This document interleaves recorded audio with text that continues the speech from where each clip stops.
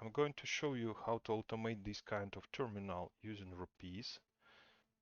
This is AS400 system that is being connected using IBM iAccess, this kind of terminal, and we are going to automate this kind of terminal. One important note is that besides installing the terminal itself, you need to make sure you have installed EHLLAPI API. It's available for download from the same place where you downloaded the iAccess terminal itself. So you just need to install it before connecting to your system. Then you connect it using your system manager or session manager as usual, and here it is. Next, if you want to automate it with Rapise, you will need a page object that understands this type of terminal. So if I search for Rapise Power Pack, it is here, GitHub repository, and one of the samples that it contains is called term 5250. So 5250 is for this type of terminal.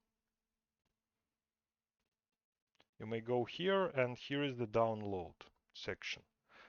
I've already downloaded it and unzipped, so it's here. So I open it with Rapise and I get this kind of framework. It contains a page object with all the methods I may use in my test cases to interact with this kind of terminal.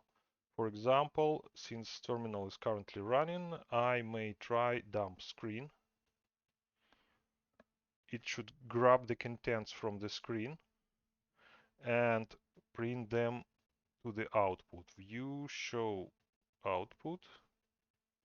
So this is the screen contents from the screen available in a text form. Also, this sample contains some more sophisticated tests with interactions.